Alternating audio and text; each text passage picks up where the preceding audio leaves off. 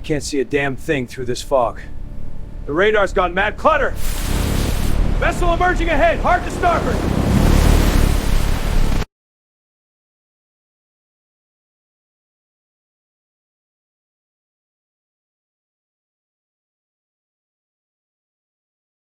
Picture this. It's January 23, 2003. You're out in the absolute middle of the North Pacific Ocean, literally hundreds of miles from land, and it is pitch black. A massive storm is raging around you, throwing heavy rain and these towering rough seas right against the steel hull of your ship. Visibility? It's pretty much at zero. You're relying entirely on that glowing green sweep of your radar screen just to tell you what's out there in the dark. And then, out of nowhere, millions of pounds of steel just slam into your vessel. Okay, so let's dive right into this, because today's explainer is all about a disaster that honestly never should have happened. So here's the core question we're going to unravel today. How exactly do two colossal commercial ships, navigating the vast emptiness of the open ocean, manage to run directly into each other? Especially, and this is the kicker, especially when both vessels are equipped with highly advanced, perfectly functioning radar technology that's specifically designed to prevent this exact scenario. It's a terrifying paradox, really. And as we'll see, the answer lies right in that fragile gap between advanced machines and human psychology. The environment that night was just brutal. We're talking 0400 local time, the absolute dead of night. They're about 265 nautical miles north-northwest of Kauai, Hawaii, and the official weather reports from that night highlight heavy rain, incredibly rough seas, and critically restricted visibility. Obviously, these are exhausting conditions for any maritime crew, and it really set a highly stressful stage for what was about to unfold. Now, before we get into the actual mechanics of the collision, I do want to establish exactly where our facts are coming from. Everything we're discussing today is pulled straight from the official maritime investigations. Specifically, we're looking at the Hong Kong Marine Department's Marine Accident Investigation Report alongside the Merchant Shipping Information Note number 9 from 2004. These records give us a clinical, completely impartial, and honestly chillingly detailed account of the cascade of errors that led to the impact. All right, Section 1, the ships involved, a collision of giants. Out there in the dark were two absolute behemoths. First, we have the MV Top Glory, a Hong Kong-registered dry bulk carrier coming in at over 23,000 gross tons and stretching about 572 feet long.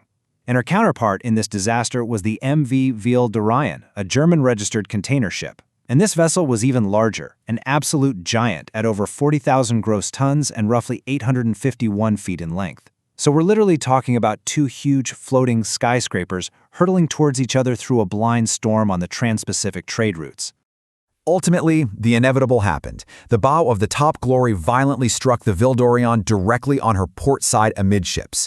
The physical forces involved in a crash like this are almost unimaginable. The collision caused massive structural damage to both ships, racking up an estimated $1.5 million in repair costs just for the shell plating on the Ville Orion alone. Incredibly, though, and thankfully, both official reports confirm there were zero casualties and absolutely no pollution spilled into the ocean. But man, it was a remarkably close call. Moving on to Section 2, the radar blind spot, technology versus nature. So the absolutely crucial point here is understanding a phenomenon called sea and rain clutter. When a ship's radar sends out its signal, it's obviously looking for those waves to bounce off solid objects, right? Like the steel hull of another ship. But in severe weather, the radar waves also bounce off heavy, towering sea waves and dense sheets of rain. This paints the radar screen with excessive clutter, which ends up blurring out the genuine targets. It's kind of like driving in a heavy blizzard at night and turning on your high beams. The light just reflects off the snow right back into your eyes, actually making it way harder to see the road ahead.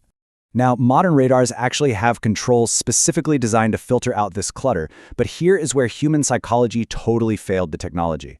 The officer of the watch aboard the Top Glory was staring at a screen just full of this chaotic sea and rain clutter, and he hesitated. The official report notes that he feared if he tried to reduce the clutter settings, he might accidentally tune out the echo of a genuine real ship target. And because of this fatal hesitation, the massive 851-foot Ville Orion remained completely undetected on his screen until they were literally at point-blank range. The tragic irony of this whole situation is captured perfectly in this direct quote from the investigation. It says, "When the sea and rain clutter control was readjusted immediately after the collision, echoes of the colliding ship became visible on the radar screen." I mean, wow! The equipment was entirely capable of cutting through the storm. The steel hull of the other ship was providing a strong, consistent signal the entire time. The radar wasn't broken at all, it just desperately needed to be tuned. Let's look at Section 3. Breakdown in Command, the Human Factor. Investigators discovered this terrifying Swiss cheese effect of compounded human and procedural errors. Because, it wasn't just improper radar use. There was an utter failure to maintain an effective visual lookout. Neither vessel sounded the mandatory fog signals that are required in bad weather. And on top of all that, the Ville reportedly failed to reduce her speed, just plowing through restricted visibility at a totally unsafe velocity. If literally any one of these single procedures had been followed, the entire collision might have been avoided. But perhaps the most critical procedural violation of the night comes down to international maritime law.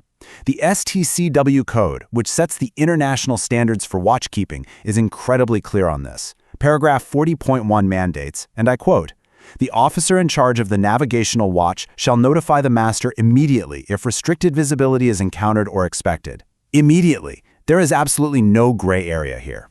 Yet, as the investigation found, the master of the vessel was nowhere to be found on the bridge when the collision actually occurred. When conditions deteriorated into that blinding storm we talked about, the officer on watch simply failed to call the master up. By leaving the master in their cabin, the bridge was completely deprived of the essential knowledge, experience, and judgment needed to handle such a high-risk situation. So instead, an overwhelmed officer was just left alone to second-guess the radar controls in the dark. Which brings us to Section 4, Vital Lessons Learned, Echoes in the Dark.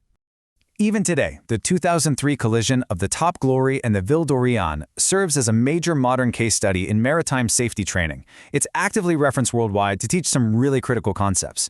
It proves exactly why continuous monitoring and confident adjustment of radar is just non-negotiable. It highlights the literal life-and-death importance of bridge resource management, strictly adhering to restricted visibility protocols, and maintaining safe speeds under the collision regulations, also known as COLREGS. It is basically the textbook example of why continuous situational awareness is absolutely paramount. So, I want to leave you all with this final provocative thought. We build these incredible machines, right? Our radars can pierce through pitch-black nights and howling storms to see miles into the distance. But when that advanced technology is fully functional, why does human hesitation so often override it? You see, the Top Glory and the Ville Orion didn't collide because of a broken radar. They collided because of a paralyzing moment of human doubt. It's a profound reminder that the most critical piece of navigational equipment on any ship is the judgment of the person standing on the bridge. Thanks so much for joining me on this explainer, and I'll catch you next time.